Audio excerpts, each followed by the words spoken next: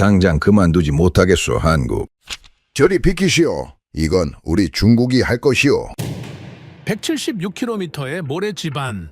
여름엔 섭씨 50도의 살인적인 폭염과 모든 기계를 집어삼키는 잔혹한 모래 폭풍까지 누가 봐도 불가능이라 결론난 이 땅에 세계 최고 건설사들조차 줄행랑을 쳤습니다. 이건 절대 못해. 생명을 걸 순 없어. 라며 말이죠. 중국만 빼고요. 진짜요? 아닐 텐데요. 30조 원의 욕심 때문인지 중국은 당당했습니다. 하지만 주최 측의 상세 브리핑을 들은 순간 중국조차 발을 빼기 시작합니다. 아니, 이걸 어떻게 합니까? 나 참. 네, 그럼 그렇죠. 네, 그럴 줄 알았습니다. 그러던 그때 저희가 하겠습니다. 라며 조용히 손을 든 나라가 있었습니다. 바로 대한민국이었죠.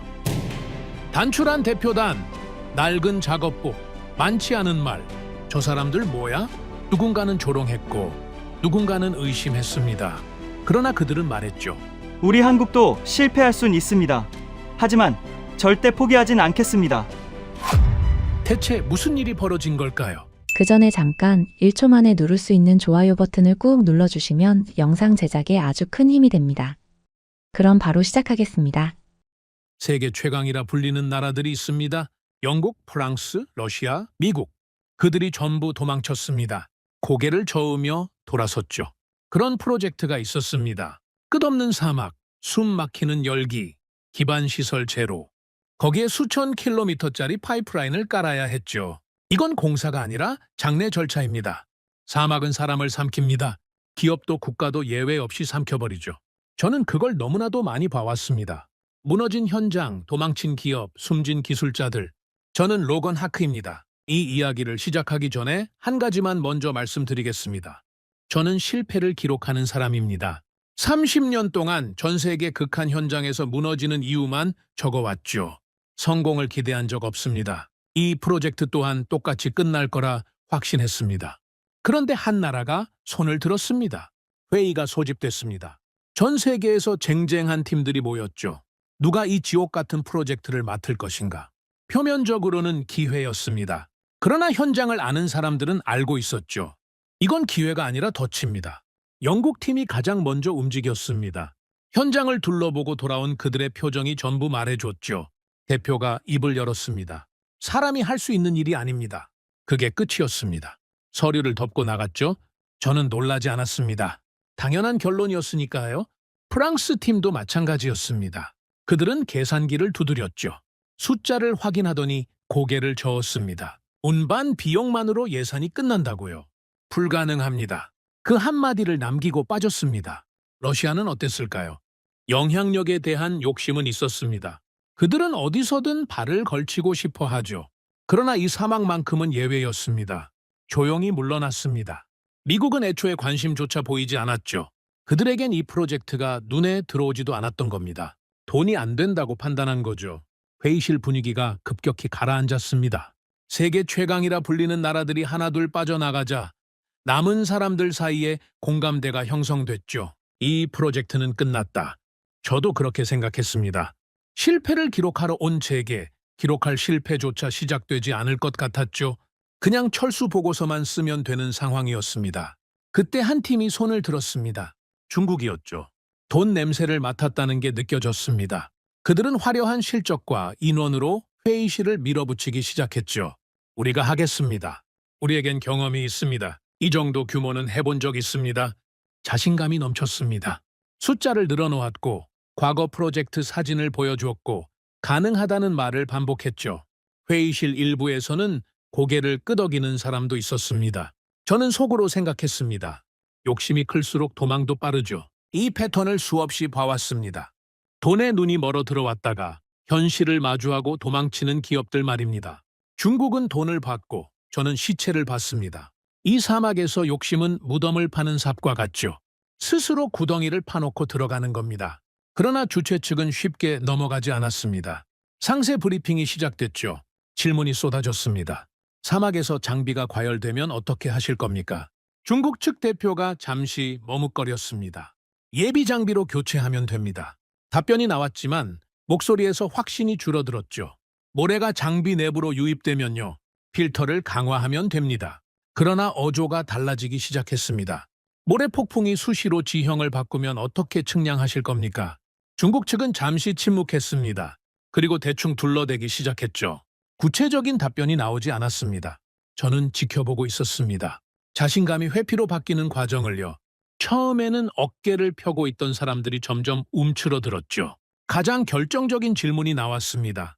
치명적인 사고가 발생했을 때 책임은 누가 지는 겁니까? 회의실이 조용해졌습니다. 중국 팀의 대표가 옆 사람과 눈을 교환했죠. 그 순간 저는 알았습니다. 그래요! 결국 발 빼게 됩니다. 저는 메모장에 적었습니다. 예상대로라고요. 이 사막 앞에서는 누구도 버티지 못합니다. 욕심으로 들어온 팀은 현실 앞에서 무너지죠. 중국도 예외가 아니었습니다. 회의가 교착 상태에 빠졌습니다. 중국은 아직 철수를 선언하지 않았지만 모두가 느끼고 있었죠. 저 팀도 결국 나갈 거라는 걸요. 시간 문제였습니다. 분위기가 무거웠습니다. 아무도 말을 꺼내지 않았죠. 이 프로젝트는 정말로 끝나는 건가? 그런 생각이 회의실을 채웠습니다. 그때였습니다. 회의실 뒷줄에서 조용한 목소리가 들렸죠. 저희가 하겠습니다. 고개를 돌렸습니다. 한국팀이었습니다. 솔직히 말씀드리겠습니다. 저는 그때까지 한국을 크게 신경 쓰지 않았습니다.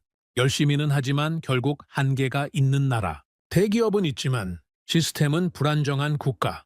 한국은 도전할 수는 있어도 끝까지 남을 나라라고는 생각하지 않았죠. 그런 팀이 손을 들었습니다. 대표단 규모가 눈에 띄게 작았습니다. 화려한 프레젠테이션도 없었고 과거 실적을 자랑하는 사진도 없었죠. 말도 짧았습니다. 그리고 눈에 띄는 게 있었습니다. 그들의 손이었죠. 거칠었습니다. 현장에서 뛰어온 사람들의 손이었습니다. 양복을 입고 있었지만 저 손은 서류만 만진 손이 아니었죠.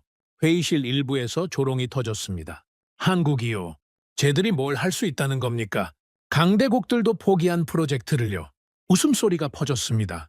누군가는 대놓고 비웃었죠. 한국이 저 사막에서 뭘 하겠다는 겁니까? 말이 됩니까? 그러나 저는 웃지 않았습니다. 이상했습니다. 뭔가 느낌이 달랐죠. 저는 30년 동안 수많은 팀을 봐왔습니다. 허세로 들어오는 팀과 각오로 들어오는 팀은 눈빛이 다릅니다. 허세로 들어오는 팀은 자신만만하죠. 우리가 된다, 우리가 해낸다. 그런 말을 반복합니다. 성공을 장담하죠. 그러나 현실을 마주하면 가장 먼저 무너지는 것도 그들입니다. 각오로 들어오는 팀은 다릅니다. 그들은 성공을 장담하지 않습니다. 대신 이렇게 말하죠. 포기하지 않겠습니다. 그 차이가 느껴졌습니다. 한국 팀의 눈빛에는 두려움이 있었습니다. 그러나 그 두려움을 감추지 않았죠. 아는 사람들의 눈빛이었습니다. 이 사막이 얼마나 무서운지 아는 사람들. 그런데도 물러서지 않는 사람들. 저는 속으로 중얼거렸습니다. 저 팀은 공포를 다루는 법을 알고 있다. 회의가 끝났습니다. 결론은 나지 않았지만 분위기는 이미 정해진 것 같았죠. 중국이 하거나 아무도 안 하거나 대부분은 그렇게 생각했습니다. 그러나 저는 한국팀을 계속 지켜봤습니다. 그들은 회의실을 나서면서도 조용했습니다. 서로 눈을 마주치며 고개를 끄덕였죠. 화려한 제스처도 자신만만한 표정도 없었습니다. 그냥 묵묵히 걸어 나갔습니다. 그 뒷모습이 기억에 남았습니다. 저는 그날 밤 메모장을 펼쳤습니다. 평소처럼 실패 예측을 적으려 했죠. 어떤 이유로 무너질 것인가? 언제 철수할 것인가? 늘 하던 대로요.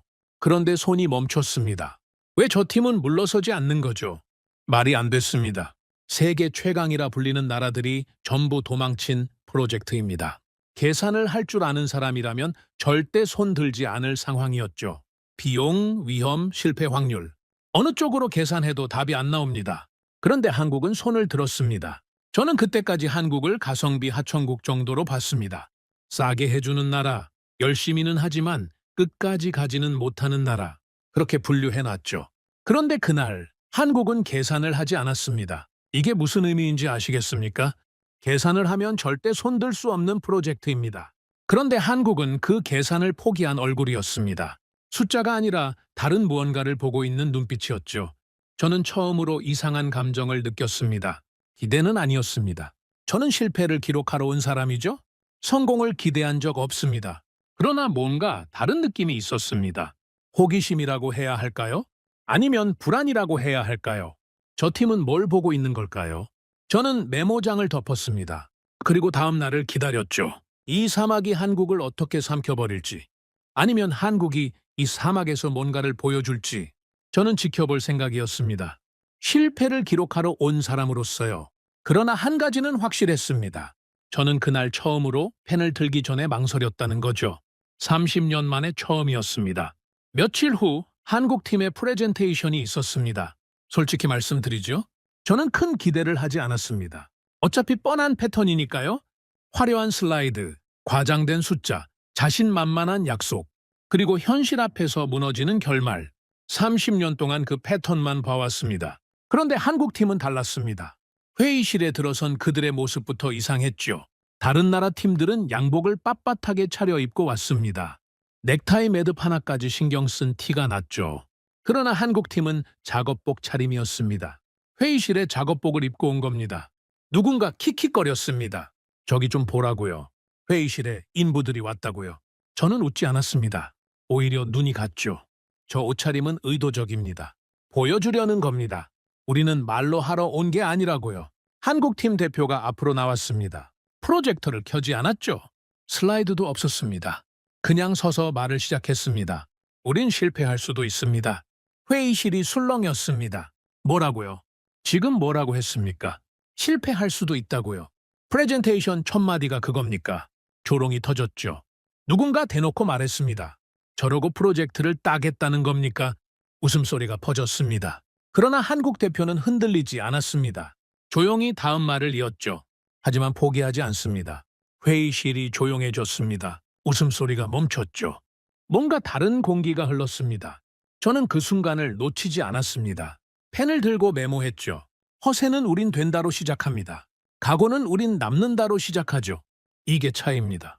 허세로 들어오는 팀은 성공을 약속합니다. 우리가 해낸다. 우리가 증명한다. 그런 말을 반복하죠. 그러나 현실이 들이닥치면 가장 먼저 무너지는 것도 그들입니다. 각오로 들어오는 팀은 다릅니다. 그들은 실패 가능성을 인정합니다. 대신 포기하지 않겠다고 말하죠. 이건 완전히 다른 겁니다. 한국팀 대표가 말을 이었습니다. 이 프로젝트가 얼마나 어려운지 압니다. 다른 나라들이 왜 포기했는지도 압니다. 우리도 두렵습니다. 회의실이 더 조용해졌습니다. 두렵다고요. 프레젠테이션에서 두렵다는 말을 하는 팀은 처음 봤죠. 그러나 두려움은 이유가 되지 않습니다. 그 한마디가 회의실을 눌렀습니다. 저는 펜을 멈추고 그 사람을 바라봤죠. 눈빛이 달랐습니다. 거짓말을 하는 눈이 아니었습니다. 한국팀이 자료를 펼쳤습니다. 드디어 슬라이드가 나왔죠. 그런데 다른 나라들과 완전히 달랐습니다. 다른 나라들의 슬라이드는 화려했습니다. 완성된 파이프라인 이미지, 물이 콸콸 흐르는 상상도, 웃고 있는 현지 주민들, 꿈을 파는 자료였죠. 한국의 슬라이드는 달랐습니다. 숫자였습니다. 그리고 현장 사진이었죠. 화려함이라고는 찾아볼 수 없었습니다. 첫 번째 슬라이드가 떴습니다. 문제점 분석. 저는 눈을 의심했습니다. 프레젠테이션 첫 장이 문제점 분석이라고요. 보통은 비전을 보여주죠. 우리가 이걸 해내면 얼마나 좋아지는지. 그런 꿈을 먼저 팝니다. 그런데 한국은 문제부터 나열했습니다. 섭씨 50도의 열기, 장비 과열 위험, 모래 유입으로 인한 기계 손상, 수시로 바뀌는 지형, 측량의 어려움, 물류 비용, 인력 관리, 안전사고 위험, 한 장, 두 장, 세 장. 문제점이 끝없이 나왔습니다. 회의실 분위기가 이상해졌죠. 이게 뭡니까? 자기들이 못하겠다고 증명하는 겁니까? 누군가 중얼거렸습니다. 저러고 프로젝트를 따겠다는 거야. 그런데 저는 다르게 봤습니다.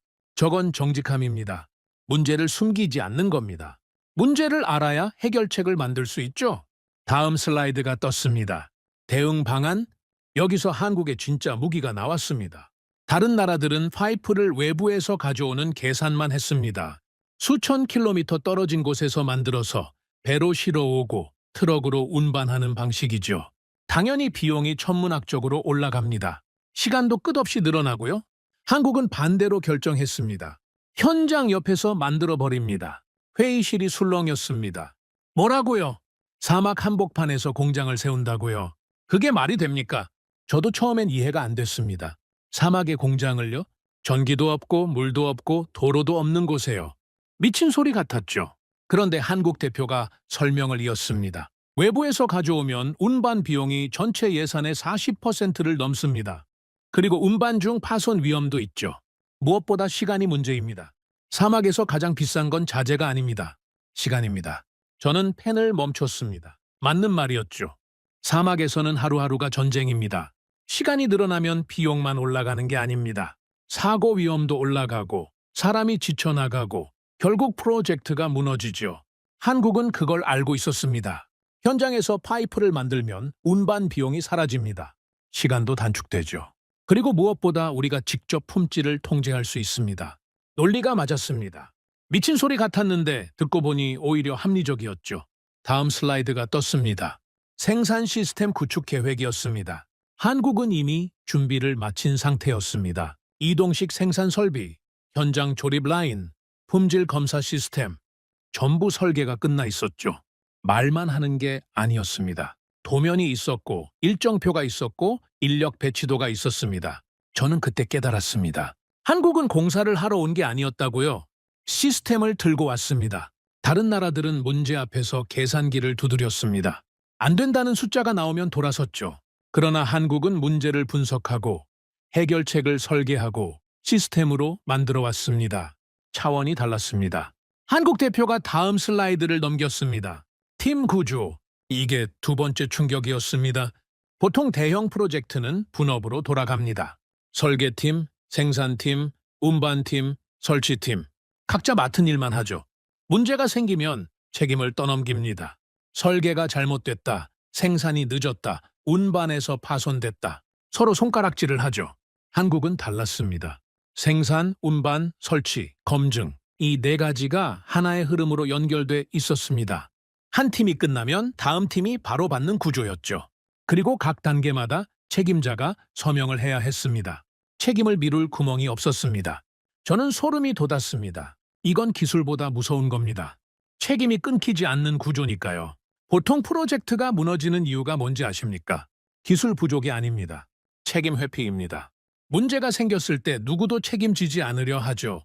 서로 떠넘기다가 결국 전체가 무너집니다. 한국은 그 구멍을 막아버렸습니다. 누가 잘못해도 빠져나갈 수 없는 구조를 만든 겁니다. 저는 메모장에 적었습니다. 책임이 끊기지 않으면 공정도 끊기지 않는다. 프레젠테이션이 끝났습니다. 회의실이 조용했죠. 아까의 조롱은 사라져 있었습니다. 저는 한국 팀을 바라봤습니다. 그들은 여전히 담담했죠. 자신만만하지도 않았고 불안해하지도 않았습니다. 그냥 할 일을 설명했을 뿐이라는 표정이었습니다. 회의가 끝나고 저는 한국 팀 대표에게 다가갔습니다. 질문이 있었죠. 왜 이 프로젝트를 맡으려 합니까? 다른 나라들은 전부 도망쳤는데요. 그가 잠시 생각하더니 대답했습니다. 도망치는 건 쉽습니다. 계산해서 안 되면 돌아서면 되죠. 그런데 우리는 다르게 봤습니다. 어떻게요? 사막을 적으로 보지 않았습니다. 무슨 뜻입니까? 다른 나라들은 사막과 싸우려 했습니다. 사막을 이기려 했죠. 그러니까 안 된다는 결론이 나온 겁니다. 사막을 이길 수는 없으니까요. 그럼 당신들은요? 우리는 사막을 이해하려 했습니다. 사막이 어떻게 움직이는지, 언제 위험한지, 어떻게 하면 공존할 수 있는지 사막을 연구했습니다. 저는 그 말을 듣고 잠시 멈췄습니다. 사막을 이해한다고요. 사막과 공존한다고요. 30년 동안 수많은 사막 프로젝트를 봐왔습니다. 전부 사막과 싸웠죠. 사막을 정복하려 했습니다. 그리고 전부 졌습니다. 그런데 한국은 처음부터 다른 접근을 한 겁니다.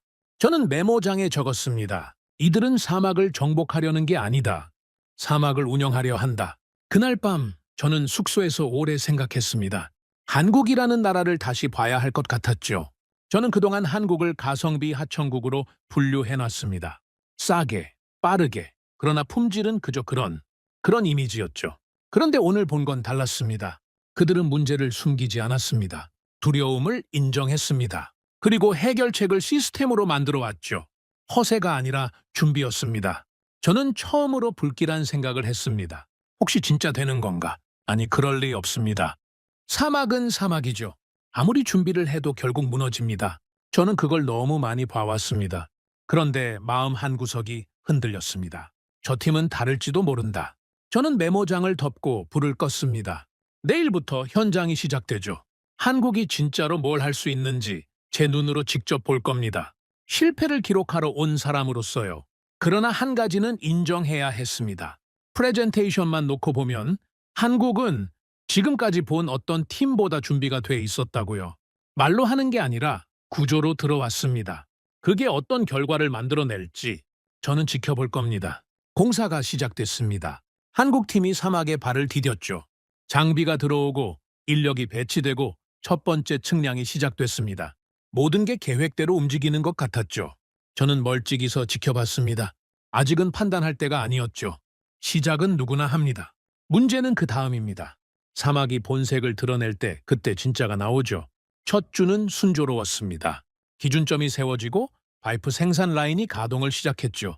한국팀은 묵묵히 움직였습니다. 떠들지 않았고 자랑하지 않았고 그냥 일했습니다. 저는 메모장에 적었습니다. 아직은 모른다고요. 사막은 기다리는 법을 알죠. 그리고 이틀 후 사막이 움직였습니다. 모래 폭풍이었습니다. 처음엔 바람이 좀 분다 싶었죠. 그러다 갑자기 하늘이 누렇게 변했습니다. 시야가 사라졌죠. 숨을 쉴 수가 없었습니다. 모래가 얼굴을 때렸고 눈을 뜰 수가 없었고 소리를 질러도 들리지 않았습니다. 지옥이었습니다. 폭풍이 몇 시간 동안 계속됐습니다. 저는 대피소에서 웅크리고 있었죠. 밖에서 무슨 일이 벌어지는지 알 수 없었습니다. 그냥 기다리는 수밖에 없었죠. 폭풍이 지나갔습니다. 저는 밖으로 나왔습니다. 그리고 얼어붙었죠. 어제의 현장이 사라져 있었습니다. 측량 기준점이 전부 묻혀 있었습니다. 모래가 수십 센티미터 쌓인 곳도 있었죠. 어제 세워둔 표지판이 보이지 않았습니다. 장비 위에도 모래가 산처럼 쌓여 있었고요. 지형 자체가 바뀌어 있었습니다. 어제 평평했던 곳에 모래 언덕이 생겼고 어제 언덕이었던 곳이 평평해져 있었죠. 지도가 무의미해진 겁니다. 저는 속으로 생각했습니다. 끝났다. 이게 사막입니다. 사막은 지형을 바꿔버리죠. 어제의 지도가 오늘의 함정이 됩니다. 측량을 다시 해야 하고 기준점을 다시 세워야 하고 루트를 다시 잡아야 합니다. 일주일치 작업이 하룻밤에 사라진 겁니다. 보통은 여기서 멈춥니다. 공기 재협상을 요청하죠. 아니면 그냥 철수합니다. 이건 불가항력이니까요. 누구도 비난할 수 없습니다. 사막이 그런 거죠.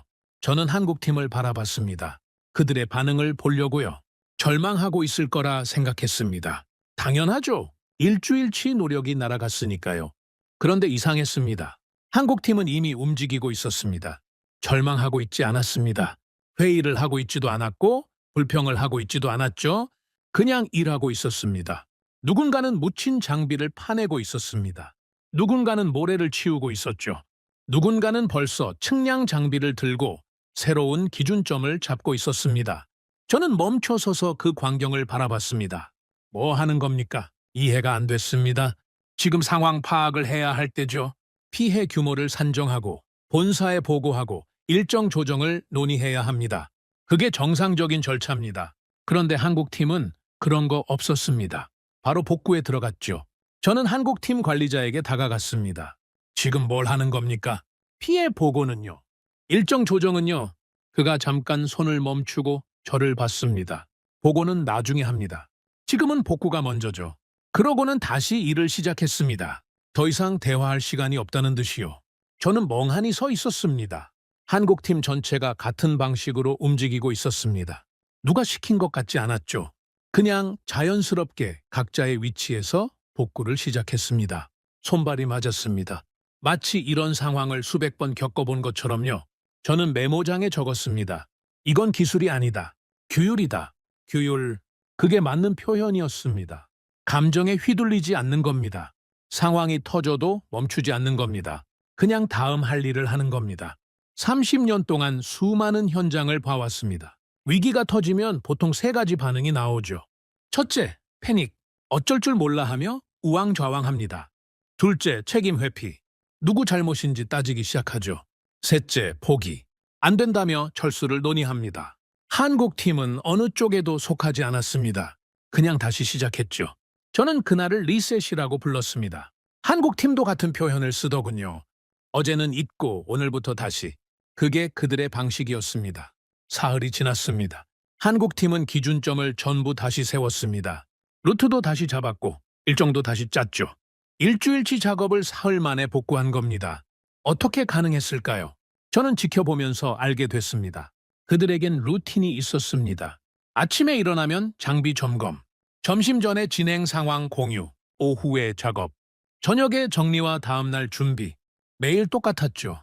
폭풍이 오기 전에도, 폭풍이 지나간 후에도, 폭풍이 지나간 다음날 아침, 그들은 똑같이 장비 점검부터 시작했습니다. 어제 세상이 뒤집어졌는데 오늘 아침 루틴은 똑같았죠. 그게 무서웠습니다.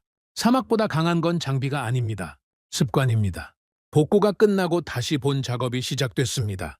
파이프 연결이 진행됐죠. 첫 번째 구간이 완성될 때였습니다. 한국팀이 이상한 행동을 했습니다. 연결이 끝난 파이프에 압력 테스트를 시작했죠. 당연한 절차입니다. 문제는 그 강도였습니다.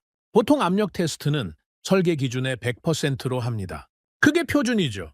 설계대로 만들었으면 설계 기준을 통과하면 되는 겁니다. 그런데 한국팀은 120%로 테스트했습니다. 저는 눈을 의심했습니다. 뭘 하는 겁니까? 설계 기준을 초과하는 압력을 왜 넣는 겁니까? 파이프가 터지면 어떻게 하려고요? 한국팀 엔지니어에게 물었습니다. 왜 기준보다 높은 압력으로 테스트합니까? 그가 대답했습니다. 사막이니까요? 무슨 뜻입니까? 사막은 예측 불가능합니다. 낮과 밤의 온도 차이가 극심하죠. 파이프가 팽창하고 수축합니다. 모래가 스며들어 마모를 일으키고요. 설계 기준은 정상 환경 기준입니다. 여기는 정상이 아니죠. 그러니까 더 높은 기준으로 테스트한다는 겁니까? 안전 마진입니다. 사고는 운으로 막는 게 아니라 시스템으로 막는 거죠. 저는 그 말을 듣고 한참 서 있었습니다. 사고는 운으로 막는 게 아니라 시스템으로 막는다. 이게 한국의 철학이었습니다. 다른 나라들은 비용을 아끼려고 테스트 기준을 낮춥니다. 표준만 통과하면 된다고 생각하죠. 그러다 사고가 터지면 운이 나빴다고 말합니다. 한국은 반대였습니다. 스스로 기준을 높였죠. 비용이 더 들고 시간이 더 걸리더라도 사고가 나지 않도록 시스템을 만드는 겁니다. 저는 메모장에 적었습니다. 이들은 사고를 운으로 취급하지 않는다. 압력 테스트가 계속됐습니다. 120% 압력이 파이프 전체에 가해졌죠. 현장이 긴장감으로 가득 찼습니다. 파이프가 터지면 그 구간 전체를 다시 해야 하니까요. 일주일치 작업이 또 날아가는 겁니다. 저도 숨을 죽이고 지켜봤습니다. 시간이 흘렀습니다. 압력 게이지가 움직이지 않았죠. 누수가 없다는 뜻이었습니다. 테스트가 끝났습니다. 통과였죠. 한국팀은 환호하지 않았습니다. 그냥 기록을 남기고 다음 구간으로 넘어갔죠. 당연한 결과라는 듯이요. 저는 그 모습을 보면서 생각했습니다. 이 팀은 성공해도 들뜨지 않는다고요.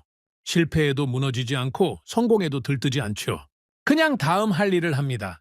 그게 무서웠습니다. 감정이 없어서가 아닙니다. 감정을 통제하는 겁니다.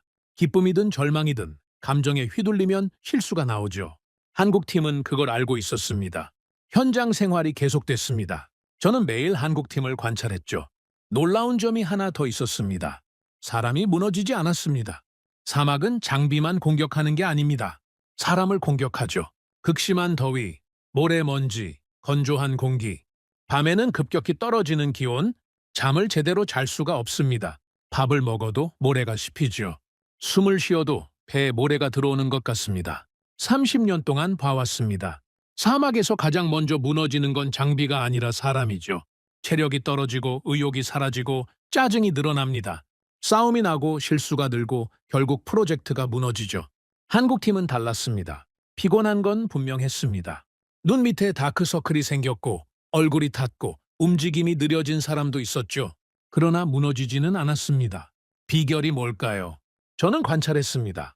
루틴이었습니다. 아침에 일어나면 스트레칭, 식사 시간은 정확히 지켰고 식사 중에는 일 얘기를 하지 않았죠. 저녁에는 반드시 휴식 시간이 있었습니다. 잠자리에 들기 전에는 다음날 일정을 확인했고요. 매일 똑같았습니다. 지루할 정도로 똑같았죠. 그런데 그 똑같음이 사람을 지탱하고 있었습니다. 사막에서는 예측이 불가능합니다. 내일 무슨 일이 일어날지 모르죠. 그 불확실성이 사람을 갉아먹습니다. 불안해지고 지치고 결국 무너지죠. 한국팀은 그 불확실성 속에서 확실한 것을 만들었습니다. 루틴이라는 확실함을요. 내일 폭풍이 올지 모르지만 내일 아침 루틴은 똑같습니다. 그 작은 확실함이 사람을 버티게 만들었죠. 저는 메모장에 적었습니다. 사막보다 강한 건 장비가 아니다. 습관이다. 한 달이 지났습니다. 한국팀은 예정된 진도를 맞추고 있었죠. 폭풍을 겪고 복구하고 다시 시작하고 그 과정을 반복하면서도 일정을 지키고 있었습니다. 저는 메모장을 펼쳤습니다. 처음에 적어뒀던 문장이 보였죠. 실패 예측, 원인 분석 대기. 30년 동안 모든 프로젝트에 이 문장을 적어왔습니다. 그리고 실제로 실패 원인을 분석했죠. 단 한 번도 예외가 없었습니다. 그런데 지금 저는 이상한 감정을 느끼고 있었습니다. 이 프로젝트는 실패하지 않을지도 모른다. 아니, 그럴 리 없습니다. 사막은 사막이죠. 아직 갈 길이 멉니다. 수천 킬로미터 중 아직 일부만 끝났을 뿐이죠. 앞으로 무슨 일이 일어날지 모릅니다. 그러나 마음 한구석에서 생각이 바뀌고 있었습니다. 한국이 가진 건 기술이 아닙니다. 끝까지 버티는 방식입니다. 기술은 배울 수 있습니다. 장비는 살 수 있죠. 그러나 이런 방식은 하루아침에 만들어지지 않습니다. 수많은 실패를 겪고 수많은 시행착오를 거쳐야 얻을 수 있는 겁니다. 한국팀에게서 그게 느껴졌습니다. 이 방식은 어전을 만든 게 아니라는 거죠. 수십 년 동안 쌓아온 경험이 녹아 있었습니다. 저는 처음으로 완공이라는 단어를 떠올렸습니다. 이 프로젝트가 정말로 완공될 수도 있겠다. 믿기 어려웠습니다. 세계 최강이라 불리는 나라들이 전부 도망친 프로젝트죠. 그런데 한국이 해내고 있었습니다. 화려하게가 아니라 묵묵하게, 한 걸음씩, 한 구간씩. 저는 메모장을 덮었습니다. 그리고 현장을 바라봤죠. 한국팀은 여전히 일하고 있었습니다. 해가 지고 있었지만 마무리 작업을 하고 있었죠. 장비를 정리하고 내일 일정을 확인하고 숙소로 돌아가고 있었습니다. 내일도 똑같은 루틴이 반복되겠죠. 그리고 모레도, 그 다음 날도. 그게 한국의 무기였습니다. 화려한 기술도 엄청난 자본도 아니었죠. 매일 반복하는 힘, 무너져도 다시 일어나는 힘, 멈추지 않는 힘. 저는 그날 밤 숙소에서 오래 생각했습니다. 실패를 기록하러 온 사람이 성공을 목격하게 될지도 모른다. 아직 확신할 순 없었습니다. 갈 길이 멀었으니까요. 그러나 한 가지는 분명해졌습니다. 한국은 다른 팀들과 다릅니다. 그들은 사막을 이기려 하지 않습니다. 사막과 함께 살아남는 법을 알고 있죠. 그게 차이였습니다. 저는 메모장 맨 아래에 한 줄을 추가했습니다. 관찰 계속, 결론 보류, 그리고 불을 껐습니다. 내일도 현장에 있으니까요. 한국팀처럼 저도 제 루틴을 지켜야 했습니다. 2달이 지났습니다. 한국팀은 여전히 버티고 있었죠. 폭풍이 오면 복구하고, 장비가 고장나면 수리하고, 일정이 밀리면 따라잡았습니다. 놀라운 속도였죠. 그러나 저는 알고 있었습니다. 진짜 위기는 아직 오지 않았다는 걸요. 사막은 장비를 고장내지 않습니다. 사람을 고장냅니다. 장비는 수리하면 됩니다. 부품을 갈고 기름을 치고 다시 돌리면 되죠. 그러나 사람은 다릅니다. 사람이 무너지면 수리할 수 없습니다. 부품을 갈 수도 없고 기름을 칠 수도 없죠. 저는 기다리고 있었습니다. 한국팀이 언제 무너지기 시작하는지를요. 징조는 작은 것부터 나타났습니다. 어느 날 아침 한국팀 숙소 앞을 지나가다 봤습니다. 한 작업자가 창문을 바라보고 있더군요. 멍하니 서서 아무것도 하지 않고 그냥 바라보고 있었습니다. 저는 그 눈빛을 알아봤습니다. 30년 동안 수없이 봐온 눈빛이었죠. 여기서 뭘 하고 있는 거지? 사막에서 일하는 사람들이 어느 순간 품게 되는 질문입니다. 가족이 떠오르고 집이 떠오르고 여기서 죽으면 어떻게 되지 하는 생각이 새우며들죠. 그 질문이 시작되면 사람은 서서히 무너집니다. 며칠 후 다른 징조가 나타났습니다. 식당에서였죠. 한국 팀원 몇 명이 밥을 먹고 있었는데 한 사람이 숟가락을 내려놓았습니다. 밥 위에 모래가 씹혔던 겁니다. 아무리 덮어도 아무리 조심해도 모래는 어디서든 들어오죠. 그 사람이 중얼거렸습니다. 또야. 짧은 한마디였지만 거기에 모든 게 담겨 있었습니다. 지침, 짜증, 체념, 2달 동안 쌓인 피로가 그 한마디에 묻어 있었죠. 저는 메모장에 적었습니다. 균열 시작. 사막 생활은 상상 이상으로 혹독합니다. 낮에는 숨을 쉴 수 없을 만큼 덥죠. 장비를 만지면 화상을 입습니다. 밤에는 급격히 추워지고요. 온도 차이가 30도 이상 납니다. 몸이 적응할 시간이 없죠. 모래는 어디에나 있습니다. 밥 위에, 물 안에, 옷 속에, 피 속에. 아무리 막아도 들어옵니다. 숨을 쉴 때마다 목이 칼칼하죠. 기침이 나오고 눈이 따갑고 피부가 갈라집니다. 유리창을 보면 알 수 있습니다. 모래바람에 닳아서 뿌옇게 변해 있죠. 며칠만 지나도 앞이 잘 안 보입니다. 사람의 몸도 마찬가지입니다. 사막이 조금씩 갉아먹는 겁니다. 한국 팀도 예외가 아니었습니다. 얼굴이 검게 탔습니다. 눈 밑에 다크서클이 짙어졌죠. 움직임이 느려진 사람도 있었고 말수가 줄어든 사람도 있었습니다. 루틴은 유지하고 있었지만 눈빛이 달라지고 있었죠. 저는 알고 있었습니다. 이게 시작이라는 걸요? 여기서부터 무너지기 시작합니다. 체력이 떨어지고 의욕이 사라지고 실수가 늘어나죠. 그리고 결국 프로젝트가 무너집니다. 그런데 그때 외부에서 공격이 들어왔습니다. 조롱이 압박으로 바뀌기 시작한 겁니다. 처음에는 그냥 소문이었습니다. 한국이 저 사막에서 버티고 있다더라. 신기하네. 얼마나 갈까? 그 정도였죠. 가벼운 조롱이었습니다. 그러나 한국이 계속 버티자 분위기가 달라졌습니다. 경쟁국들이 움직이기 시작했죠. 한국은 싸게만 합니다. 품질은 결국 문제가 터집니다. 이런 이야기가 퍼지기 시작했습니다. 누가 퍼뜨리는지는 뻔했죠. 처음에 도망쳤던 나라들이었습니다. 자기들이 못한 걸 한국이 해내고 있으니까 불안했던 겁니다. 조롱은 바람처럼 퍼지고 바람은 결국 칼이 됩니다. 소문이 발주처까지 들어갔습니다. 발주처 내부에서 흔들림이 시작됐죠. 한국이 정말 해낼 수 있는 겁니까? 품질에 문제가 있다는 얘기가 있던데요. 이대로 가도 되는 겁니까? 의심의 목소리가 커지기 시작했습니다. 저는 이 패턴을 봐왔습니다. 현장에서 아무리 잘해도 여론이 돌아서면 끝입니다. 사막보다 무서운 건 여론이죠. 사막은 최소한 공정합니다. 버티면 인정해주죠. 그러나 여론은 다릅니다. 사실과 관계없이 흔들어버립니다. 발주처에서 회의가 열렸습니다. 한국팀 대표가 호출됐죠. 저도 참관했습니다. 감시관 자격으로요. 회의실 분위기가 무거웠습니다. 발주처 관계자들의 표정이 좋지 않았죠. 의심이 가득한 눈빛이었습니다. 질문이 시작됐습니다. 품질에 문제가 있다는 얘기가 있습니다. 사실입니까? 한국 대표가 대답했습니다. 사실이 아닙니다. 증거가 있습니까? 모든 구간의 테스트 기록이 있습니다. 원하시면 제출하겠습니다. 테스트 기록은 조작할 수 있습니다. 회의실이 조용해졌습니다. 노골적인 불신이었죠. 한국 대표의 얼굴이 굳어졌습니다. 저는 지켜보고 있었습니다. 이런 상황에서 보통 두 가지 반응이 나오죠. 첫째, 화를 냅니다. 우리를 믿지 못하겠다는 겁니까? 그러면서 감정적으로 대응하죠. 둘째, 굴복합니다. 알겠습니다. 다시 검토하겠습니다. 그러면서 기준을 낮추기 시작하죠. 한국 대표는 둘 다 하지 않았습니다. 그가 조용히 말했습니다. 현장에 오시죠. 직접 보시면 됩니다. 회의실이 술렁이었습니다. 발주처 관계자들이 서로 눈을 교환했죠. 한국 대표가 이어서 말했습니다. 저희는 숨길 게 없습니다. 테스트 과정을 처음부터 끝까지 보여드리겠습니다. 그래도 의심이 되시면 그때 말씀하시죠. 당당했습니다. 허세가 아니라 자신감이었죠. 숨길 게 없는 사람의 태도였습니다. 회의가 끝났습니다. 발주처에서 현장 점검을 하기로 했죠.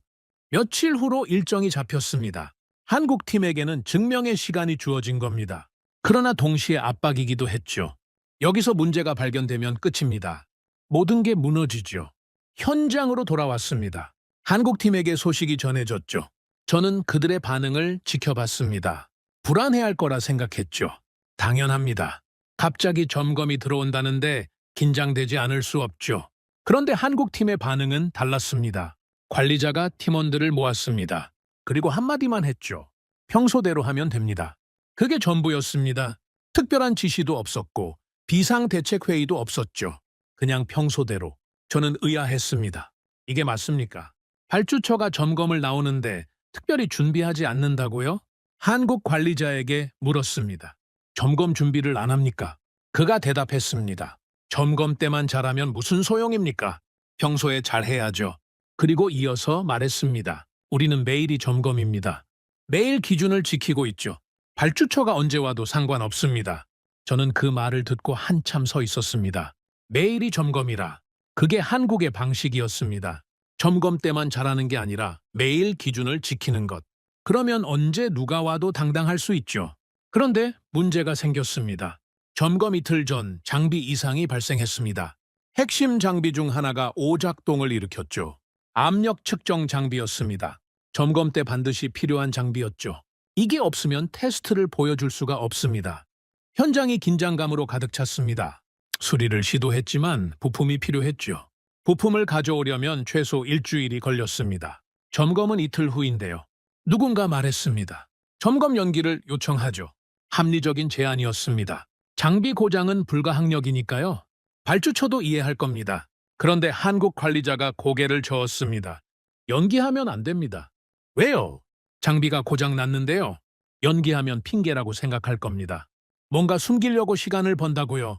의심이 더 커지죠. 그럼 어떻게 합니까? 장비 없이 테스트를 할 순 없잖아요. 회의실이 조용해졌습니다. 답이 없었죠. 장비가 없으면 테스트를 할 수 없고 테스트를 못하면 증명할 수 없습니다. 그때 한 엔지니어가 말했습니다. 예비 장비가 있습니다. 모두가 그를 바라봤습니다. 정밀도가 조금 떨어지지만 작동은 합니다. 그걸로 테스트하죠. 문제가 있었습니다. 예비 장비는 정밀도가 낮았죠. 기준을 통과하려면 더 높은 수준의 결과가 필요했습니다. 관리자가 물었습니다. 그 장비로 기준을 통과할 수 있습니까? 엔지니어가 대답했습니다. 장비 탓을 할 수 없게 만들면 됩니다. 무슨 뜻입니까? 테스트 기준을 더 높이는 겁니다. 장비 정밀도가 낮아도 결과가 압도적으로 좋으면 문제 없죠. 회의실이 술렁였습니다. 테스트 기준을 더 높인다고요? 지금도 설계 기준의 120%로 하고 있는데 더 높이겠다는 겁니까? 누군가 반박했습니다. 그러다 실패하면 어떻게 합니까? 기준을 높이면 통과 확률이 낮아지잖아요.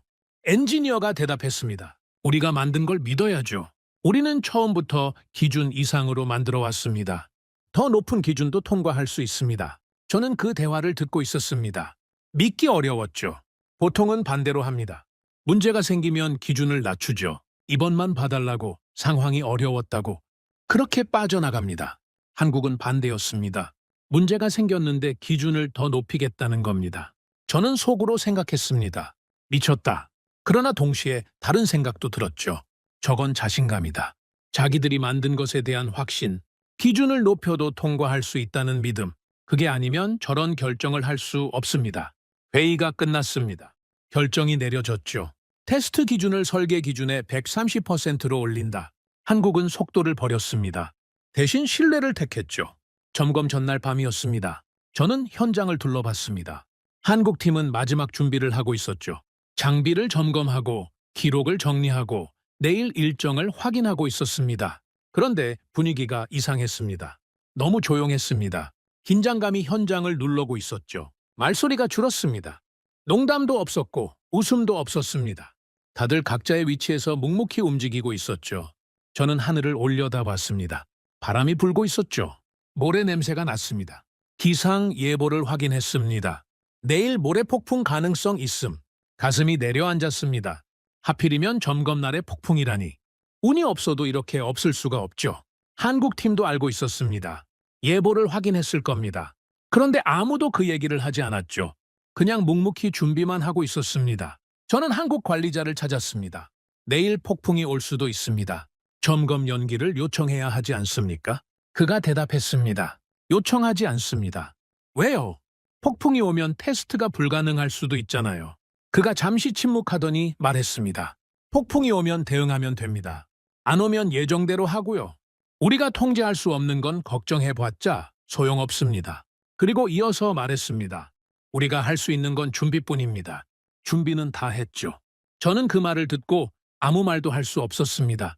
맞는 말이었죠. 폭풍은 통제할 수 없습니다. 걱정한다고 안 오는 게 아니죠. 할 수 있는 건 준비뿐입니다. 그리고 한국팀은 준비를 마쳤습니다.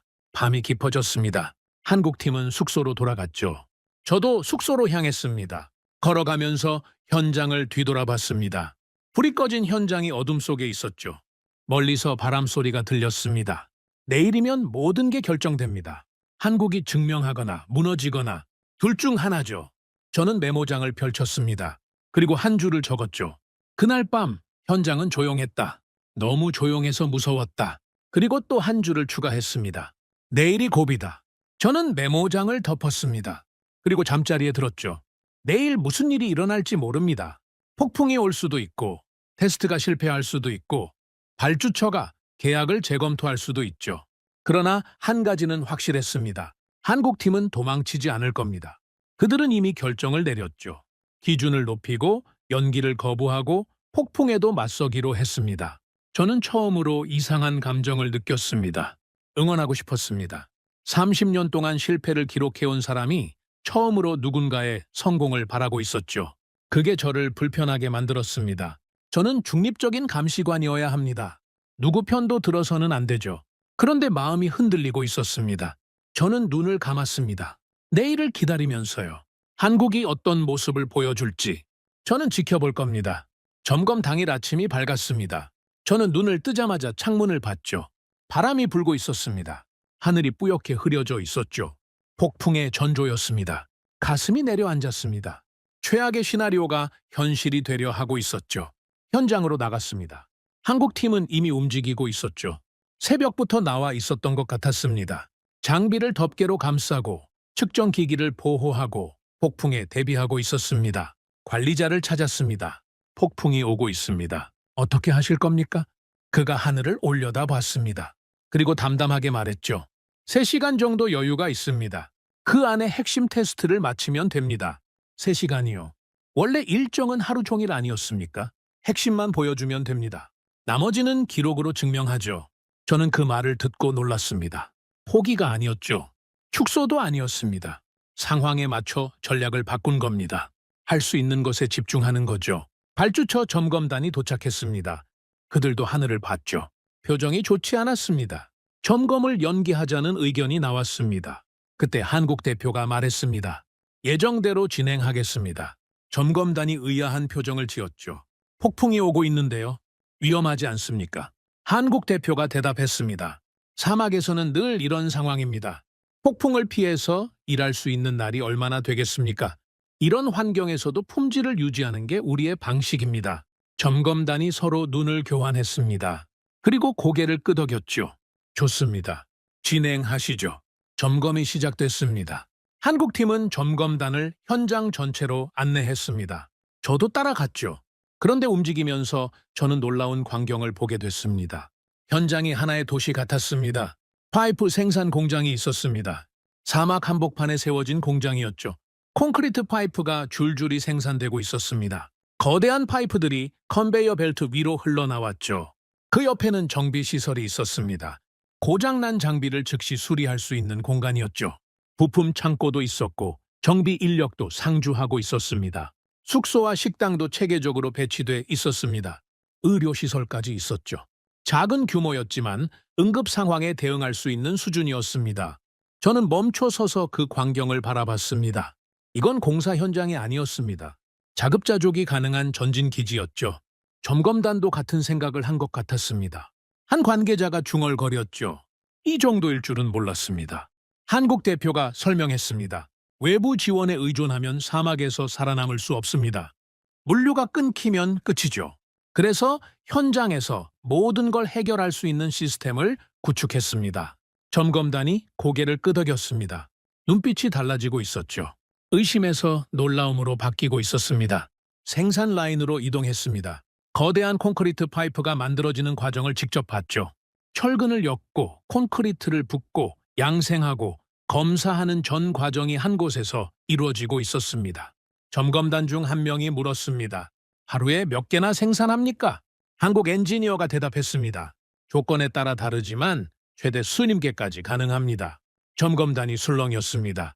수리 개요. 이 사막 한복판에서요. 그게 다가 아니었습니다. 생산된 파이프는 바로 운반 라인으로 연결됐습니다. 대형 트럭들이 줄지어 대기하고 있었죠. 파이프가 생산되면 바로 실어서 출발했습니다. 저는 그 광경을 보면서 생각했습니다. 그들은 공사를 하러 온 게 아니었다. 전장을 설계하러 왔다. 맞는 표현이었죠. 이건 단순한 공사 현장이 아니었습니다. 전쟁터에 구축한 보급기지 같았습니다.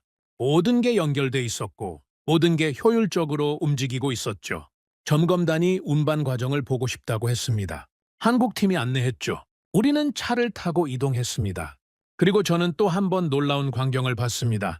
트럭 행렬이 사막을 가로지르고 있었습니다. 수십 대의 트럭이 줄을 지어 달리고 있었죠. 각 트럭에는 거대한 파이프가 실려 있었습니다. 먼지를 일으키며 사막을 가르는 그 모습은 압도적이었습니다. 점검단이 말을 잃었습니다. 저도 마찬가지였죠. 사막 위를 지나가는 건 트럭이 아니었습니다. 의지였죠. 한국 대표가 설명했습니다. 생산과 운반이 동시에 이루어집니다. 생산이 멈추면 운반이 멈추고, 운반이 멈추면 설치가 멈추죠. 그래서 절대 멈추지 않습니다. 점검단 중 한 명이 물었습니다. 중간에 문제가 생기면 어떻게 합니까? 한 곳이 막히면 전체가 멈추는 거 아닙니까? 한국 대표가 대답했습니다.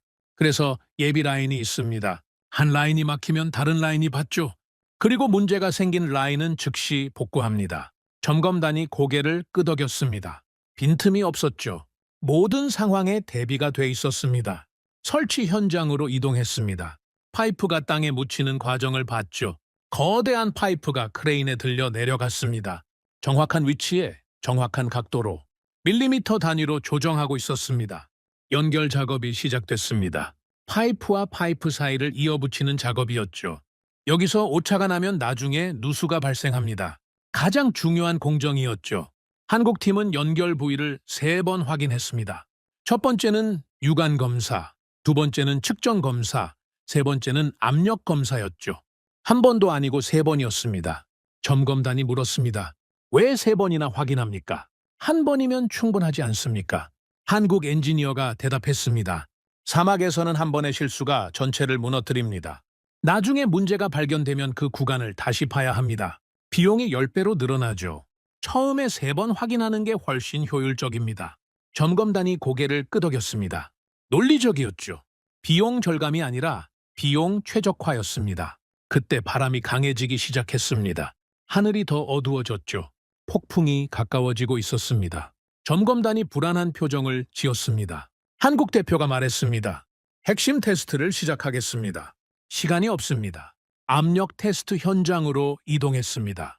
이게 오늘의 하이라이트였죠. 파이프가 실제로 압력을 견딜 수 있는지 증명하는 테스트였습니다. 여기서 실패하면 모든 게 끝입니다. 장비가 세팅됐습니다.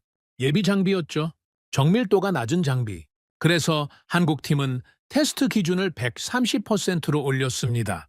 점검단에게 설명이 이루어졌습니다. 설계 기준의 130% 압력으로 테스트합니다. 점검단이 놀란 표정을 지었죠. 130%요. 보통은 100% 아닙니까? 한국 대표가 대답했습니다. 사막 환경을 고려한 안전 마진입니다. 극심한 온도 변화, 모래 침투, 지반 변형, 이런 변수들을 감안하면 설계 기준만으로는 부족합니다. 점검단이 서로 눈을 교환했습니다. 인상적이라는 표정이었죠. 테스트가 시작됐습니다. 압력이 서서히 올라갔습니다. 자, 100%, 110%, 120%. 게이지 바늘이 올라갈 때마다 긴장감이 높아졌죠. 바람이 더 강해졌습니다.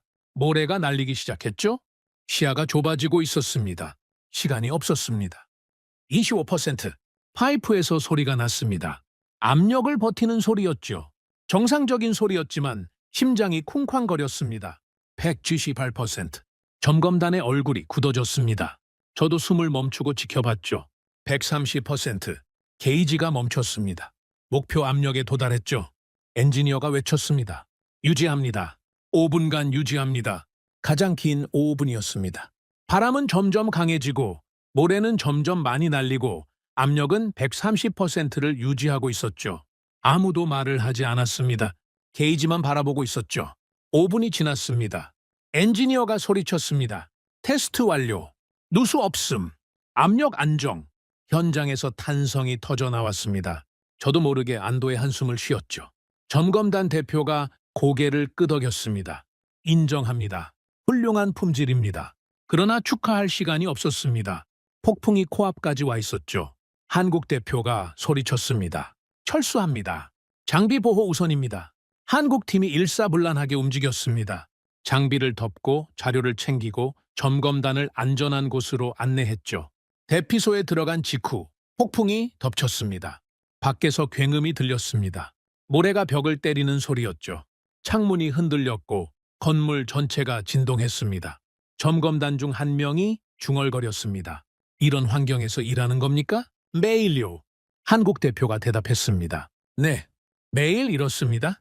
점검단이 침묵했습니다. 그들의 표정에서 조롱은 완전히 사라져 있었죠. 대신 존경에 가까운 감정이 보였습니다. 폭풍이 지나갔습니다. 점검단이 떠나기 전 대표가 한국팀에게 말했습니다. 솔직히 의심하고 왔습니다. 소문을 들었거든요. 품질에 문제가 있다는 얘기요. 한국 대표가 아무 말 없이 들었습니다. 점검단 대표가 이어서 말했죠. 소문은 거짓이었습니다. 직접 보니까 알겠습니다. 이 정도 시스템을 구축한 팀은 처음 봅니다. 그리고 마지막으로 한마디를 덧붙였습니다. 다음 단계로 넘어가도 좋습니다. 본격적인 가동 테스트를 준비하시죠. 한국팀이 고개를 숙였습니다. 환호는 없었죠. 그냥 담담하게 감사 인사를 했습니다. 점검단이 떠났습니다. 저는 한국팀을 바라봤습니다. 그들은 이미 다음 작업을 준비하고 있었죠. 폭풍이 지나간 현장을 정리하고 피해를 확인하고 복구 계획을 세우고 있었습니다. 승리의 순간에도 멈추지 않았습니다. 저는 메모장에 적었습니다. 남들이 빠져나갈 구멍을 만들 때 한국은 구멍을 막았다. 그날 밤 저는 숙소에서 오래 생각했습니다. 점검은 통과했습니다. 발주처의 의심은 해소됐죠. 경쟁국들의 조롱도 잠잠해질 겁니다. 그러나 진짜 시험은 아직 남아 있었습니다. 가동 테스트. 실제로 물을 흘려보내는 시험이었죠. 지금까지는 준비였습니다. 파이프를 만들고 연결하고 압력을 테스트했죠. 그러나 그건 리허설이었습니다. 진짜는 물이 흐르는 순간입니다. 수천 킬로미터의 파이프에 물이 들어가는 겁니다. 어딘가에서 누수가 발생하면 끝이죠. 연결 부위가 터지면 끝입니다. 지금까지의 모든 노력이 물거품이 됩니다. 저는 창문 밖을 바라봤습니다. 사막이 어둠 속에 펼쳐져 있었죠. 이제 남은 건 하나입니다. 물이 실제로 흐르느냐. 그게 모든 걸 결정할 겁니다. 저는 메모장을 덮었습니다. 그리고 눈을 감았죠. 한국은 여기까지 왔습니다. 세계가 불가능하다고 했던 프로젝트를요. 조롱과 의심을 뚫고 여기까지 왔습니다. 그러나 마지막 관문이 남아 있었죠. 가장 높은 벽이. 저는 그 벽 앞에서 한국이 어떤 모습을 보여줄지 기다리고 있었습니다. 가동 테스트 날짜가 잡혔습니다. 소식이 퍼지자 분위기가 달라졌습니다.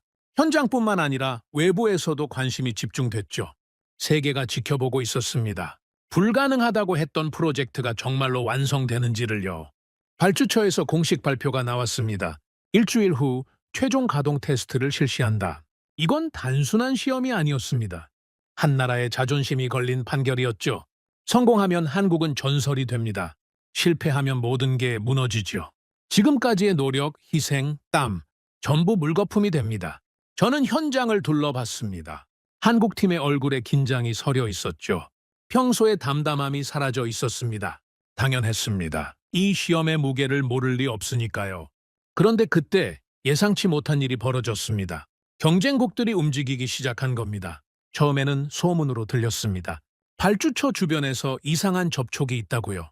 누군가가 로비를 하고 있다는 얘기였죠. 며칠 후 구체적인 정보가 들어왔습니다. 중국이었습니다. 그들은 처음에 이 프로젝트에 손을 들었다가 상세 브리핑에서 흔들려 빠졌죠. 그 중국이 다시 나타난 겁니다. 이번에는 기술이 아니라 다른 카드를 들고요.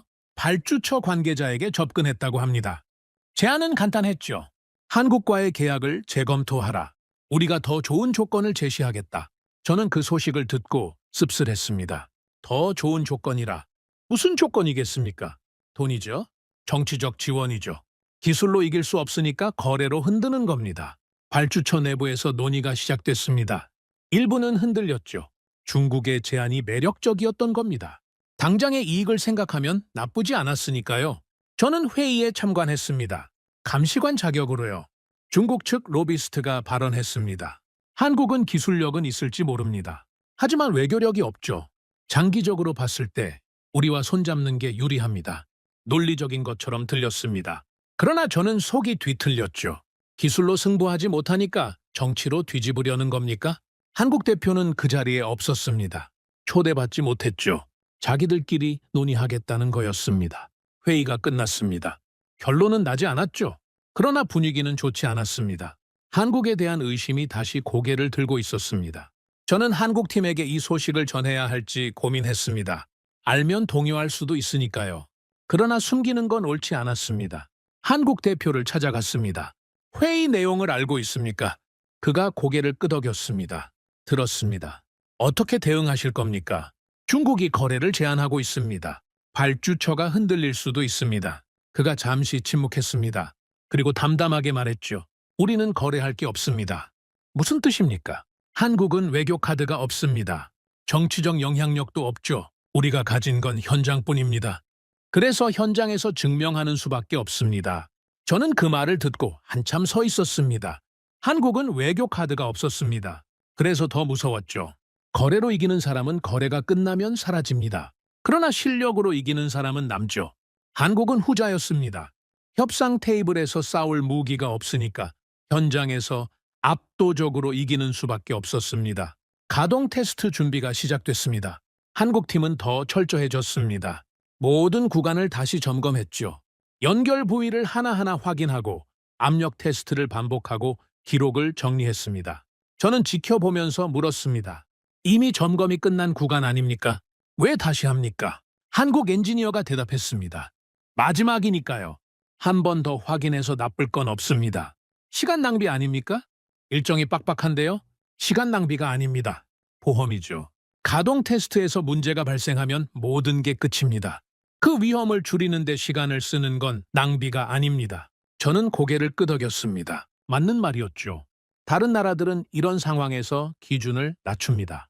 시간이 없으니까 대충 넘어가죠. 문제가 생기면 그때 가서 수습하겠다는 태도입니다. 한국은 반대였습니다. 시간이 없을수록 더 꼼꼼하게 했죠. 나중에 문제가 생기면 수습할 수 없다는 걸 알고 있었으니까요. 사흘이 지났습니다. 그때 또 다른 문제가 터졌습니다. 발주처에서 연락이 왔죠. 테스트 기준을 상향 조정합니다. 한국팀이 술렁였습니다. 기준을 올린다고요. 지금요? 테스트 나흘 전에요? 내용을 확인했습니다. 압력 테스트 기준이 올라갔고 유량 테스트 기준도 올라갔죠. 원래 기준보다 15%나 높아졌습니다. 누가 봐도 이상했습니다. 갑자기 기준을 올리는 이유가 뭡니까? 정상적인 절차가 아니었죠. 저는 속으로 생각했습니다. 중국이다. 로비의 결과였습니다. 한국을 떨어뜨리기 위해 기준을 올린 거죠. 정치로 이기려는 겁니다. 한국팀 내부에서 회의가 열렸습니다. 분노한 목소리가 터져 나왔죠. 이건 불공정합니다. 항의해야 합니다. 맞습니다. 테스트 직전에 기준을 바꾸는 게 어디 있습니까? 누군가는 좌절한 표정을 지었습니다. 어떻게 하죠? 준비할 시간이 없습니다. 회의실이 무거운 침묵에 빠졌습니다. 그때 한국 대표가 입을 열었습니다. 기준대로 합니다. 회의실이 조용해졌습니다. 모두가 그를 바라봤죠. 항의하지 않으실 겁니까? 이건 명백한 방해입니다. 대표가 대답했습니다. 항의해봤자 소용없습니다. 시간만 낭비하죠. 그리고 항의하면 우리가 자신 없다는 인상을 줍니다. 그럼 그냥 받아들이자는 겁니까? 받아들이는 게 아닙니다. 넘어서는 겁니다. 회의실이 다시 조용해졌습니다. 대표가 이어서 말했죠. 우리는 처음부터 기준 이상으로 만들어 왔습니다. 설계 기준의 120%, 130%로 테스트해왔죠. 15% 상향됐다고요. 그래도 우리 기준보다 낫습니다. 엔지니어들이 서로 눈을 교환했습니다. 맞는 말이었죠. 한국은 처음부터 안전 마진을 넉넉하게 잡아왔습니다. 그래서 기준이 올라가도 문제 없었습니다. 대표가 마지막으로 말했습니다. 그들은 우리를 꺾으려고 기준을 올렸습니다. 우리는 그 기준을 넘어서 증명할 겁니다. 말이 아니라 결과로요. 회의가 끝났습니다. 한국팀은 다시 현장으로 돌아갔죠. 남은 시간 동안 준비를 계속했습니다. 저는 그 모습을 보면서 생각했습니다. 한국은 불공정함에 분노하지 않았습니다. 불공정함을 넘어서기로 한 거죠. 그게 더 무서웠습니다. 항의하는 사람은 약해 보입니다. 그러나 묵묵히 증명하는 사람은 강해 보이죠. 한국은 후자를 택했습니다. 테스트 이틀 전이었습니다. 사막이 다시 움직였습니다. 기상예보가 들어왔죠. 테스트 당일 대규모 모래 폭풍 예상. 저는 하늘을 올려다봤습니다. 또 폭풍입니까? 하필이면 테스트 당일에요. 운이 없어도 이렇게 없을 수가 없었습니다. 마치 사막이 마지막으로 한국을 시험하려는 것 같았죠. 한국팀에게 소식이 전해졌습니다. 반응이 궁금했죠. 관리자가 담담하게 말했습니다. 대비합니다. 연기를 요청하지 않으실 겁니까? 요청하지 않습니다. 연기하면 또 다른 문제가 생깁니다. 그들에게 빌미를 줄 수 없습니다. 저는 고개를 끄덕였습니다. 맞는 판단이었죠. 연기를 요청하면 한국이 자신 없다는 인상을 줍니다. 그리고 발주처 내부의 의심파가 더 힘을 얻겠죠. 테스트 전날 밤이었습니다. 한국팀은 밤새 준비를 했습니다. 폭풍에 대비해 장비를 보호하고 예비 시스템을 점검하고 비상 매뉴얼을 확인했죠. 저는 현장을 둘러봤습니다. 모두가 움직이고 있었습니다. 지친 얼굴이었지만 멈추는 사람은 없었죠. 한 작업자가 중얼거리는 걸 들었습니다. 내일이면 끝이다. 어떻게든 끝난다. 그 말에 모든 게 담겨 있었습니다. 피로, 각오, 그리고 약간의 두려움. 저는 한국 대표를 찾았습니다. 준비는 되셨습니까? 그가 고개를 끄덕였습니다. 할 수 있는 건 다 했습니다. 그리고 잠시 침묵하더니 말했죠. 내일 폭풍이 올 겁니다. 장비가 오작동할 수도 있습니다. 예상치 못한 문제가 터질 수도 있죠. 우리가 통제할 수 없는 일들입니다. 그럼 어떻게 하실 겁니까? 통제할 수 있는 것에 집중합니다. 우리의 준비, 우리의 기술, 우리의 태도. 그건 우리가 통제할 수 있습니다. 저는 그 말을 듣고 고개를 끄덕였습니다. 맞는 말이었죠. 폭풍은 통제할 수 없습니다. 발주처의 편견도 통제할 수 없죠. 경쟁국의 방해도 통제할 수 없습니다. 그러나 자기 자신은 통제할 수 있습니다. 최선을 다하는 것. 그건 누구도 막을 수 없죠. 테스트 당일 아침이 밝았습니다. 하늘이 붉길했습니다. 구름이 낮게 깔려 있었고 바람이 불기 시작했죠. 폭풍이 오고 있었습니다. 현장에 사람들이 모였습니다. 발주처 관계자, 점검단, 기자들, 그리고 경쟁국 관계자들까지 모두가 이 순간을 지켜보러 왔죠. 한국 팀은 이미 위치해 있었습니다. 각자의 자리에서 최종 점검을 하고 있었죠. 얼굴이 굳어 있었습니다. 긴장감이 느껴졌죠. 저는 메인 밸브 앞에 섰습니다. 이 밸브가 열리면 물이 흐릅니다. 수천 킬로미터의 파이프로요. 성공이냐 실패냐. 모든 게 이 순간에 결정됩니다. 발주처 대표가 마이크를 잡았습니다. 지금부터 최종 가동 테스트를 시작합니다. 현장이 조용해졌습니다. 바람 소리만 들렸죠. 한국 대표가 앞으로 나왔습니다. 밸브 앞에 섰죠. 그의 손이 밸브 위에 올려졌습니다. 저는 그 손을 바라봤습니다. 거친 손이었죠. 현장에서 뛰어온 사람의 손, 30년 경력의 흔적이 새겨진 손, 모두가 숨을 죽였습니다. 바람이 더 강해졌습니다. 모래가 날리기 시작했죠. 폭풍의 전조였습니다. 시간이 없었습니다. 한국 대표가 밸브를 잡았습니다. 그리고 천천히 돌리기 시작했죠. 저는 그 순간 이상한 감정을 느꼈습니다. 나는 실패를 기록하러 왔다. 그런데 지금 나는 실패를 바라지 않는다. 30년 동안 단 한 번도 느껴보지 못한 감정이었습니다. 저는 중립적인 감시관이어야 했죠. 누구 편도 들어서는 안 됐습니다. 그러나 이 순간만큼은 달랐습니다. 제발 흘러라. 밸브가 완전히 열렸습니다. 그리고 잠시 후 파이프에서 소리가 나기 시작했습니다. 소리가 들렸습니다. 처음에는 작았습니다. 웅웅거리는 진동 같았죠. 파이프 어딘가에서 무언가가 움직이는 소리였습니다. 그리고 그 소리가 점점 커졌습니다. 파이프 전체가 울리기 시작했죠. 진동이 발밑까지 전해졌습니다. 땅이 떨리는 것 같았습니다. 모두가 숨을 멈췄습니다. 아무도 말을 하지 않았죠. 바람 소리와 파이프 소리만 현장을 채웠습니다. 저는 심장이 미친 듯이 뛰는 걸 느꼈습니다. 손바닥에 땀이 차 있었죠. 30년 동안 수많은 현장을 봐왔지만 이렇게 긴장된 적은 처음이었습니다. 한국 대표가 밸브 앞에 서 있었습니다. 그의 얼굴에도 긴장이 서려 있었죠. 그러나 눈빛은 흔들리지 않았습니다. 시간이 멈춘 것 같았습니다. 1초가 1분처럼 느껴졌죠. 파이프 소리는 계속 커지고 있었습니다. 무언가가 다가오고 있었습니다. 그리고 그 순간 파이프 끝에서 물이 터져 나왔습니다. 처음에는 작은 물줄기였습니다. 그러나 금세 굵어졌죠. 물이 쏟아져 나왔습니다.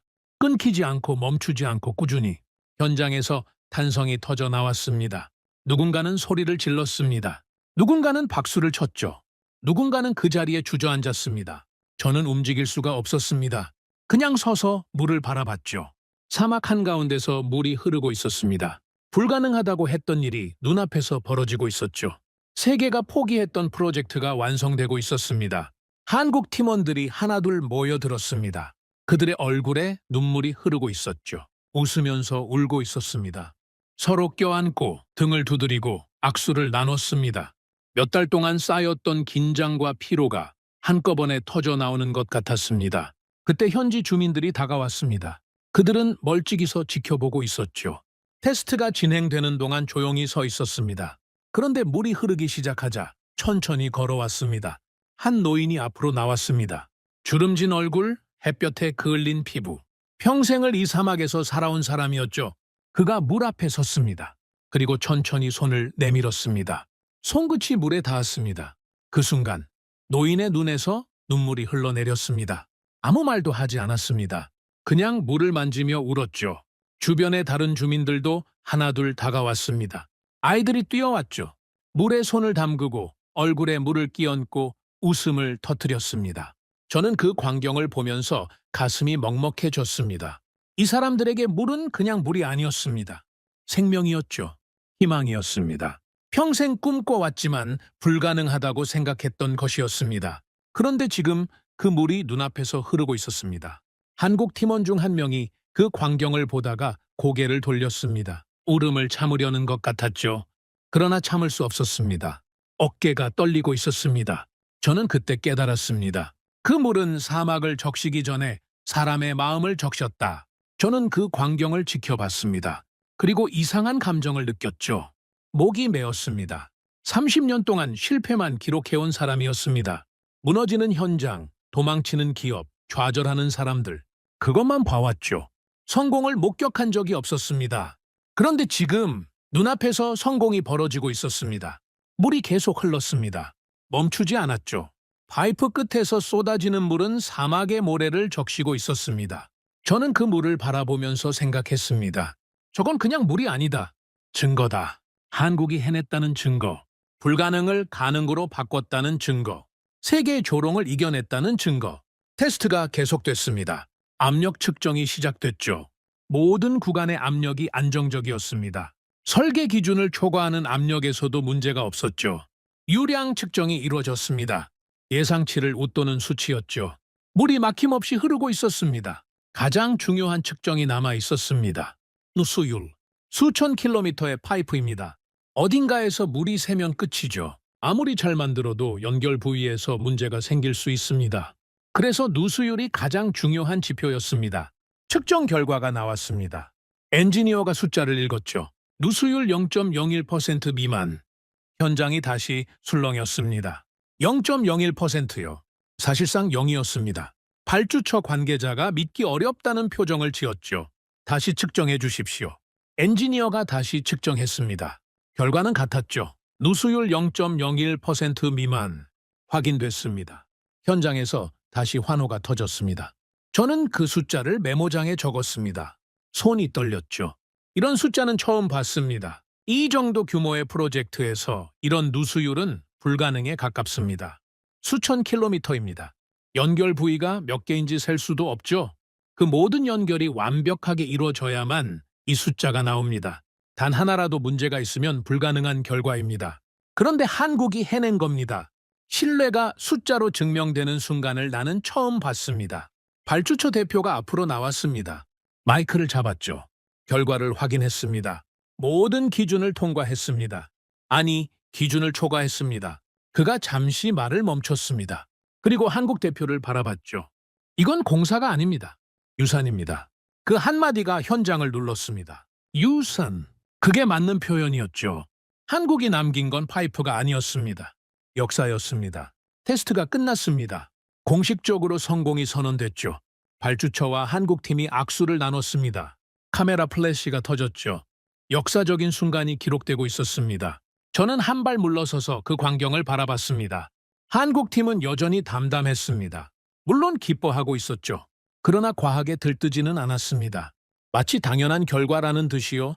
아니, 그게 아니었습니다. 그들은 알고 있었죠. 이건 끝이 아니라는 걸요. 성공은 새로운 시작일 뿐입니다. 앞으로 유지보수가 있고 관리가 있고 더 많은 일이 남아있죠. 그래서 들뜨지 않았던 겁니다. 저는 한국 대표에게 다가갔습니다. 축하합니다. 그가 고개를 숙였습니다. 감사합니다. 어떤 기분입니까?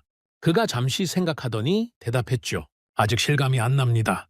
내일 일어나면 꿈이었나 싶을 것 같습니다. 저는 웃었습니다. 솔직한 대답이었죠. 하나만 물어봐도 되겠습니까? 네. 왜 포기하지 않았습니까? 다른 나라들은 전부 도망쳤습니다. 당신들도 도망칠 수 있었죠. 그런데 왜 남았습니까? 그가 잠시 침묵했습니다. 그리고 천천히 말했죠. 도망치면 편했을 겁니다. 계산상으로는 도망치는 게 맞았죠. 비용, 위험, 실패 확률. 어느 쪽으로 봐도 포기가 합리적이었습니다. 그런데 우리는 계산만 하는 사람들이 아닙니다. 무슨 뜻입니까? 계산으로 세상이 바뀌지 않습니다. 누군가는 계산을 무시하고 뛰어들어야 하죠. 그래야 불가능이 가능이 됩니다. 저는 그 말을 듣고 한참 서 있었습니다. 맞는 말이었죠. 계산만 했으면 이 프로젝트는 시작도 못했습니다. 숫자만 봤으면 누구도 손 들지 않았겠죠. 한국은 계산을 넘어섰습니다. 숫자가 아니라 가치를 봤죠. 그래서 여기까지 온 겁니다. 저녁이 됐습니다. 폭풍은 오지 않았습니다. 예보가 빗나간 거죠. 아니, 어쩌면 사막이 마지막으로 한국을 인정해 준 건지도 모릅니다. 현장에 작은 축하 행사가 열렸습니다. 거창한 건 아니었죠. 그냥 다 함께 모여서 식사를 하는 정도였습니다. 저도 초대받았습니다. 감시관이 축하 행사에 참석하는 건 이례적이었죠. 그러나 거절할 이유가 없었습니다. 한국 팀원들이 둘러앉아 있었습니다. 지친 얼굴이었지만 표정은 밝았죠. 몇 달 만에 처음 보는 웃음이었습니다. 누군가 노래를 불렀습니다. 한국 노래였죠. 저는 가사를 알아듣지 못했지만 분위기는 느낄 수 있었습니다. 그리움과 자부심이 섞인 노래였습니다. 다른 팀원이 따라 부르기 시작했습니다. 1명, 2명 점점 늘어났죠. 나중에는 전체가 함께 부르고 있었습니다. 사막 한가운데서 울려 퍼지는 한국 노래였습니다. 저는 그 소리를 들으며 생각했습니다. 이 사람들은 지금 고향을 부르고 있구나. 몇 달 동안 떨어져 있던 가족을, 친구를, 조국을 부르고 있구나. 노래가 끝났을 때 몇몇 눈가가 젖어 있었습니다. 그러나 아무도 부끄러워하지 않았죠. 당연한 감정이었으니까요. 저는 한쪽에 앉아서 그 광경을 바라봤습니다. 이 사람들이 해냈구나. 세계가 불가능하다고 했던 일을요. 조롱과 의심을 뚫고요. 사막의 시험을 이겨내고요. 저는 메모장을 펼쳤습니다. 그리고 한 줄을 적었죠. 오늘 한국은 역사를 썼다. 그리고 또 한 줄을 추가했습니다. 나는 그 역사의 증인이 됐다. 밸브가 열리는 순간 저는 관찰자에서 증인으로 바뀌었습니다. 더 이상 중립적인 감시관이 아니었죠. 이 성공의 목격자가 된 겁니다. 행사가 끝났습니다. 사람들이 하나둘 숙소로 돌아갔죠. 저는 현장에 남았습니다. 밤하늘을 올려다봤죠. 별이 쏟아지고 있었습니다. 사막의 밤하늘은 언제나 아름다웠습니다. 저 멀리서 파이프가 보였습니다. 어둠 속에 길게 뻗어 있었죠. 그 안으로 물이 흐르고 있었습니다. 지금 이 순간에도 저는 그 파이프를 바라보면서 생각했습니다. 내일이면 세상이 알게 될 겁니다. 한국이 해냈다는 걸요. 그러나 세상은 모를 겁니다. 이 성공 뒤에 얼마나 많은 땀과 눈물이 있었는지를요. 얼마나 많은 밤을 지새웠는지를요. 얼마나 많은 시험을 이겨냈는지를요. 저는 압니다. 처음부터 지켜봤으니까요. 그래서 저는 기록할 겁니다. 실패가 아니라 성공을요. 무너짐이 아니라 일어섬을요. 30년 만에 처음입니다. 저는 숙소로 돌아갔습니다. 그리고 잠자리에 들었죠. 내일부터는 새로운 이야기가 시작됩니다. 한국이 만든 물길이 어떤 변화를 가져올지 저는 지켜볼 겁니다. 증인으로서요. 소식이 퍼졌습니다. 한국이 해냈다. 사막에서 물이 흐른다. 처음에는 업계 내부에서만 돌았습니다. 그러나 금세 전 세계로 퍼졌죠. 뉴스가 나갔습니다. 기사가 쏟아졌죠. 불가능을 가능으로 바꾼 프로젝트, 그렇게 불렸습니다. 저는 현장에 남아 있었습니다. 아직 할 일이 있었죠. 최종 보고서를 작성해야 했습니다. 30년 동안 실패 보고서만 써왔는데 이번에는 달랐습니다. 성공 보고서를 쓰게 된 겁니다. 세상의 반응이 달라지기 시작했습니다. 전에는 이런 질문이 돌았죠. 가능한가? 이제는 질문이 바뀌었습니다. 한국은 어떻게 했는가? 그게 가장 큰 변화였습니다. 의심에서 궁금증으로, 조롱에서 관심으로 한국을 바라보는 세상의 눈이 완전히 달라졌죠.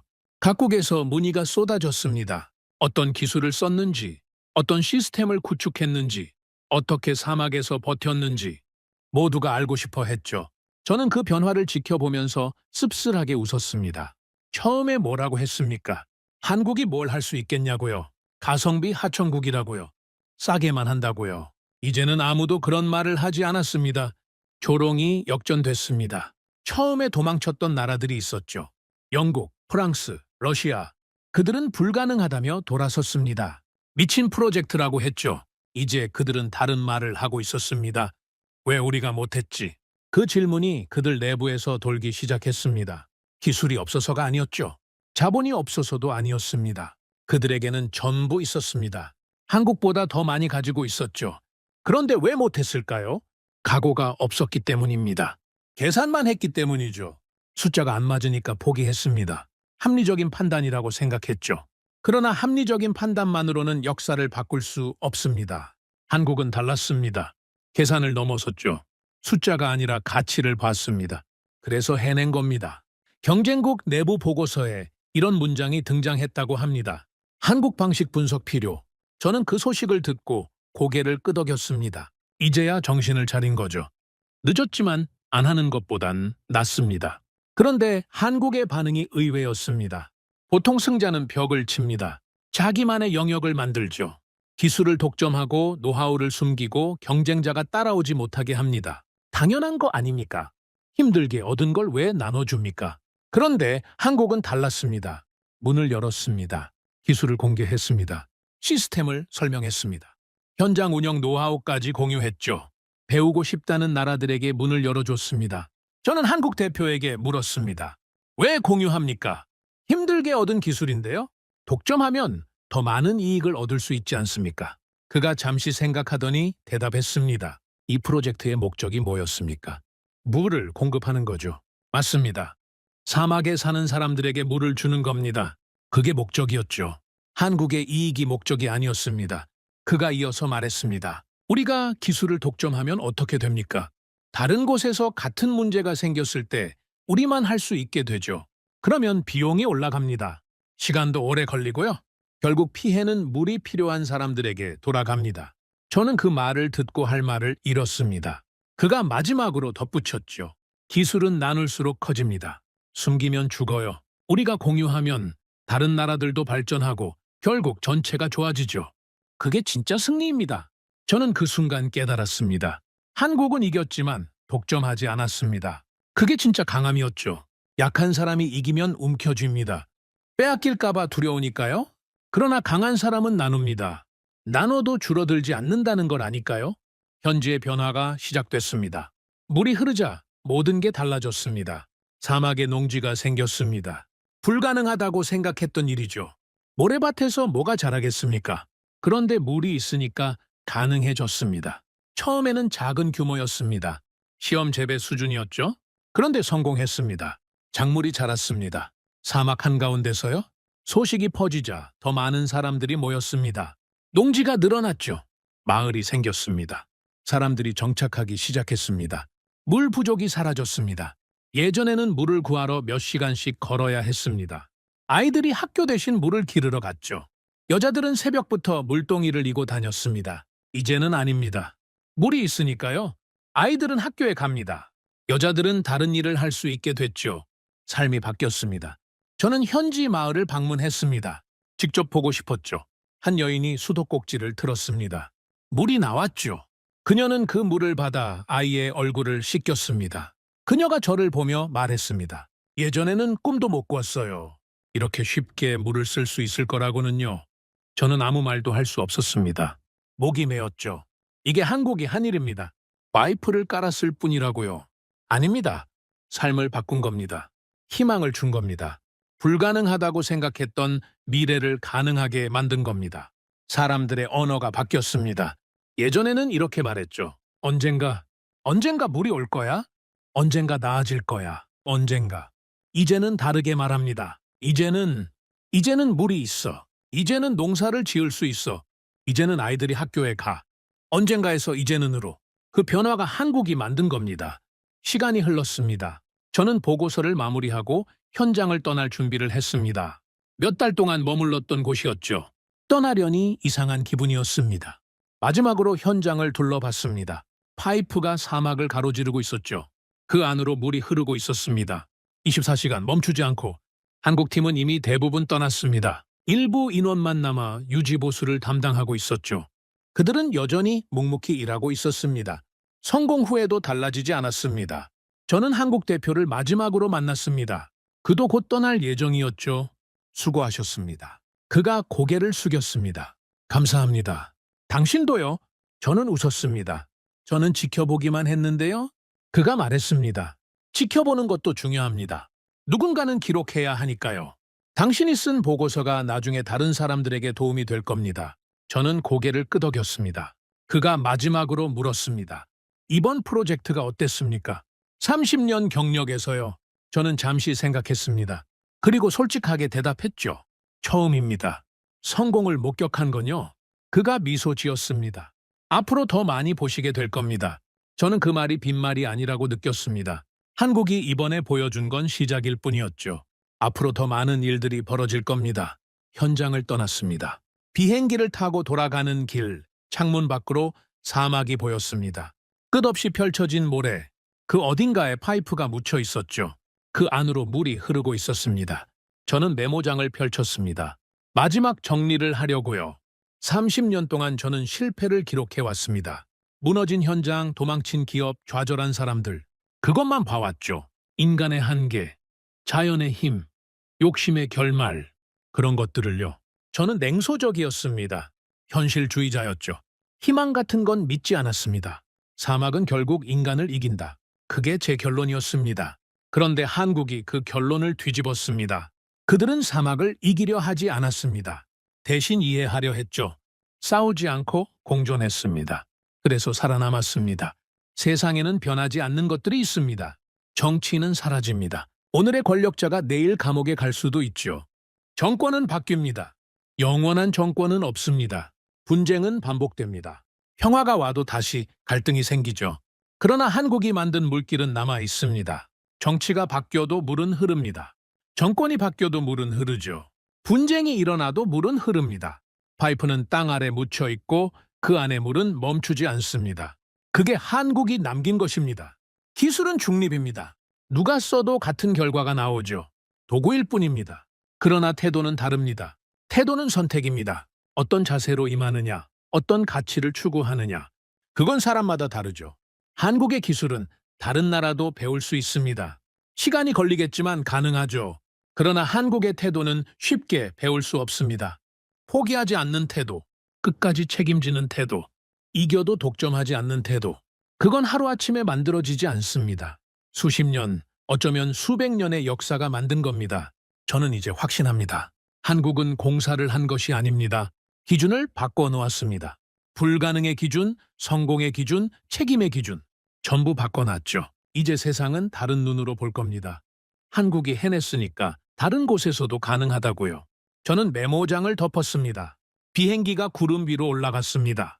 사막이 시야에서 사라졌죠. 그러나 그 기억은 사라지지 않을 겁니다. 저는 실패를 기록하러 갔습니다. 그런데 돌아오는 길, 제 가방에는 성공의 기록이 들어 있습니다. 30년 만에 첫 번째 성공 보고서. 그리고 그 보고서의 마지막 페이지에 저는 이렇게 적었습니다. 나는 이 현장의 실패를 기록하러 왔다. 사막은 늘 인간의 오만을 무너뜨렸고 이번에도 그럴 거라 믿었다. 하지만 한국은 달랐다. 그들은 사막과 싸우지 않았다. 이해했고 준비했고 끝까지 책임졌다. 정치는 사라질 수 있다. 독재자는 쓰러질 수 있다. 그러나 신뢰로 만든 구조물은 남는다. 사막 아래 묻힌 그 물길은 한국이 남긴 가장 강력한 증거다. 불가능을 이긴 기술이 아니라 불가능 앞에서 도망치지 않은 태도. 나는 이제 확신한다. 한국은 공사를 한 것이 아니다. 기준을 바꿔놓았다. 보고서를 마감했습니다. 창밖으로 해가 지고 있었습니다. 구름 사이로 붉은 빛이 퍼졌죠. 아름다운 석양이었습니다. 저는 눈을 감았습니다. 30년의 기록이 스쳐 지나갔습니다. 무너진 현장들, 실패한 프로젝트들, 좌절한 사람들, 그 모든 기억 위에 이번 성공이 덧씌워졌습니다. 이제 저는 다르게 볼 수 있을 것 같습니다. 실패만 보던 눈으로 성공의 가능성도 볼 수 있게 됐습니다. 한국이 그걸 보여줬으니까요. 비행기가 목적지를 향해 날아갔습니다. 저는 새로운 마음으로 돌아가고 있었습니다. 증인으로서, 그리고 이제는 희망을 믿는 사람으로서. 오늘의 사연은 여기까지입니다. 구독과 좋아요는 영상 제작에 아주 큰 힘이 됩니다. 지금까지 감동테라스 저는 소희였습니다. 오늘도 우리 구독자님들의 가정에 따뜻한 행복이 가득하시길 진심으로 바라겠습니다. 긴 영상 끝까지 시청해주셔서 정말 감사합니다. 내일 더 좋은 이야기로 찾아뵙겠습니다. 감사합니다.